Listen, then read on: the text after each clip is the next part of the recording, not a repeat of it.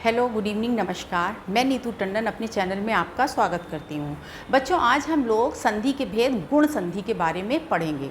पिछले वीडियो में हम लोगों ने स्वर संधि के दीर्घ संधि भेद के बारे में पढ़ा था और आज हम लोग गुण संधि के उदाहरण देखेंगे और कैसे उसकी पहचान करते हैं।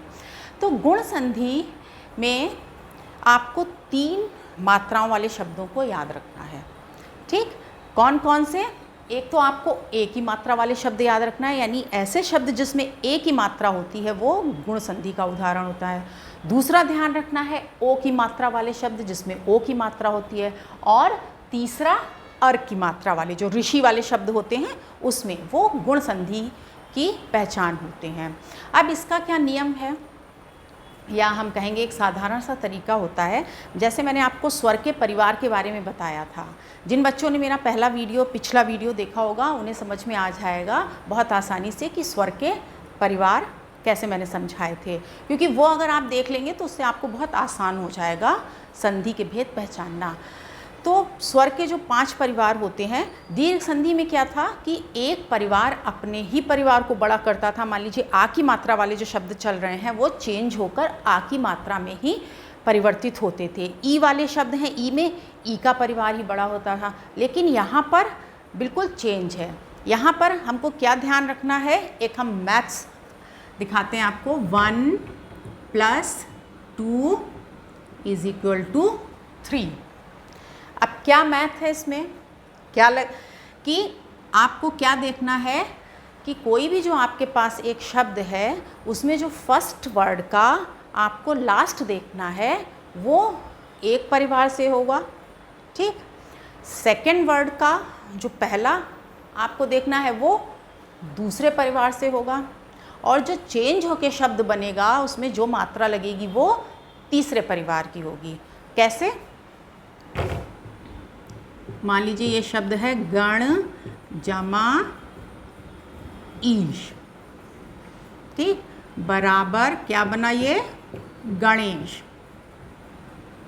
ठीक है, एक ही मात्रा वाला शब्द है, तथा ये गुण संधि का उदाहरण है।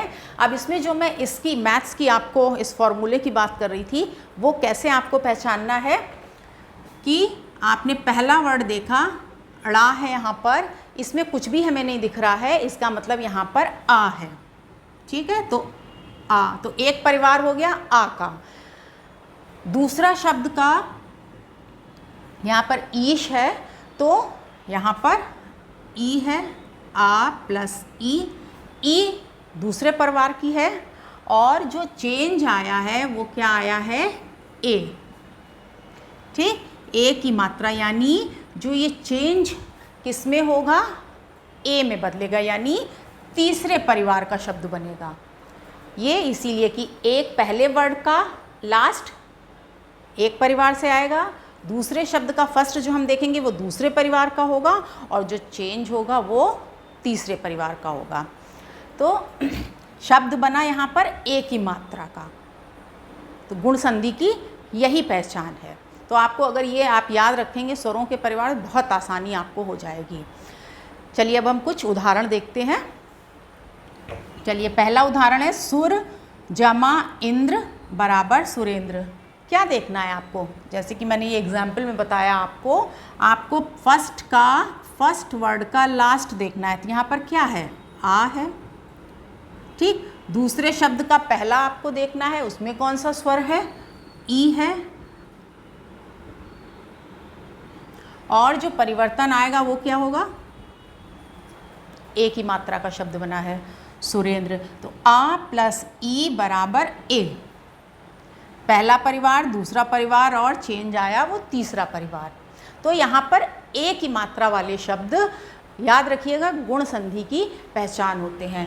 अब नर जमा इंद्र बराबर नरेंद्र। यहाँ पर संधि की पहचान का मैंने तरीका आपको पिछले वीडियोस में अपने बताया है कि आपको पहले वर्ड का लास्ट देखना है और सेकंड वर्ड का फर्स्ट देखना है कि उसमें कौन सी स्वर या मात्रा है। स्वर क्या है? मात्रा ही तो है। और चेंज देखना है कि चेंज होके वो कौन सा शब्द बना है, कौन सी मात्रा उसमें लगी है, उसी से हम संधि की पहचान कर लेंगे। तो ये नर रा का इसमें क्या है, और जहाँ पे जिन शब्दों में कोई भी मात्रा हमें नहीं दिखती है तो समझ जाइए वहाँ पर आ है, आ हो गया यहाँ पर, जमा ई दिख रहा है, चेंज आया, एक ही मात्रा वाला शब्द बना। तो एक ही मात्रा वाले जो एग्जाम्पल्स हैं वो गुण संधि के हैं।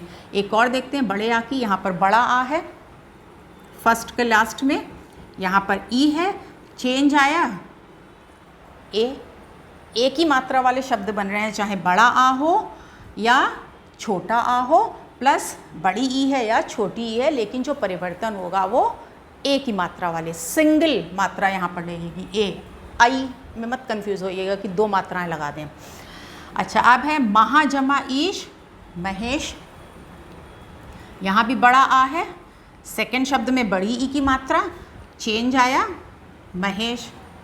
अब एक हमने जब आपको दीर्घ संधि पढ़ाई थी तो उसमें एक उदाहरण बताया था कि बच्चों मात्राओं का बहुत ध्यान रखना होता है। अगर आपको मात्रा पहचानने में आपने गड़बड़ी कर दी तो वो फिर दूसरी संधि का भेद बन जाता है। यहाँ पर आपको अगर याद होगा, जैसे ये महा जमा ईश, महेश बना है और ये गुण संधि का उदाहरण है। और अगर यहाँ पर आपके सामने आए मही जमा ईश, तो यहाँ पर दोनों बड़ी ई की मात्रा, यहाँ भी बड़ी ई है, यहाँ भी बड़ी ई है, एक ही परिवार बड़ा होगा तो वो कौन सा होता है, दीर्घ संधि। तो इससे क्या बनता है, महीश। अब देखिए सिर्फ इसमें आ और ई की मात्रा का फ़र्क है। यहाँ पर महा आया है, महा जमा ईश, यहाँ पे आ की मात्रा, यहाँ पर ई, तो ये एक ही मात्रा यानी गुण संधि का उदाहरण है। और अगर बड़ी ई की मात्रा लगी है हा में तो वो अपनी ही फैमिली कंटिन्यू हो रही है, तो ये महीश दीर्घ संधि का उदाहरण। तो याद रखिएगा जो महीश है वो दीर्घ संधि का उदाहरण है और महेश गुण संधि का है। ए और ई का डिफरेंस है, याद रखिएगा, गलत मत लिखाइएगा। दूसरा है गण जमा ईश, गणेश। सेम यहाँ पर कुछ भी जहाँ पे मात्रा नहीं दिखती है, आ हो गया, बड़ी ई, दूसरे शब्द के पहला हमको देखना है, बिगिनिंग देखनी है, बड़ी ई है, चेंज आया, वो एक ही मात्रा बन गई। ऐसे ही रमा जमा ईश, रमेश, रमा यहाँ पर बड़ा आ है, बड़ी ई है, चेंज आया, रमेश। अब आपके सामने मान लीजिए ये रमेश शब्द है तो एग्ज़ाम में संधि विच्छेद करने को भी आता है। तो मैंने देखा अधिकतर बच्चे राम जमा ईश लिखते हैं, वो गलत है, आपको रमा लिखना है, रमा जमा ईश। तो संधि विच्छेद के लिए भी आप जितने एग्जाम्पल्स पढ़ोगे, जितने शब्द देखोगे किताबों से, तभी आपकी प्रैक्टिस होगी। सिर्फ 5-6 शब्द पढ़ के आपको कुछ भी नहीं याद रहेगा, गलत कराएंगे, फिर 1-1, 2-2 मार्क्स कट जाते हैं। इसीलिए किताबें उठाइए और खूब एग्जाम्पल्स की प्रैक्टिस कीजिए, क्योंकि एक कॉन्सेप्ट आपको इससे क्लियर हो गया। अब बुक्स से प्रैक्टिस करिए, खूब अभ्यास करिए, जितने एग्जाम्पल्स देख सकते हो देखिए, तभी आपको ध्यान रहेगा कि ये वाली मात्रा का शब्द किस संधि का उदाहरण है। अब हम लोग ओ की मात्रा के शब्द देखते हैं गुण संधि के। तो महा जमा उत्सव, महोत्सव।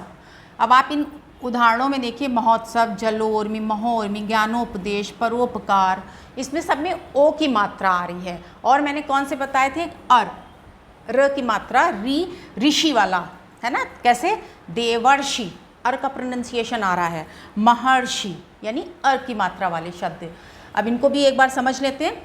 इसमें क्या देखना है, पहले शब्द का लास्ट, इसमें कौन सी मात्रा का शब्द है, आ, ठीक है। यहाँ पर दूसरा परिवार है, ऊ का परिवार आ गया, ऊ, और जो चेंज आया वो किसकी मात्रा में आया, ओ की, यानी ओ की मात्रा वाले शब्द। तो महा जमा उत्सव, महोत्सव।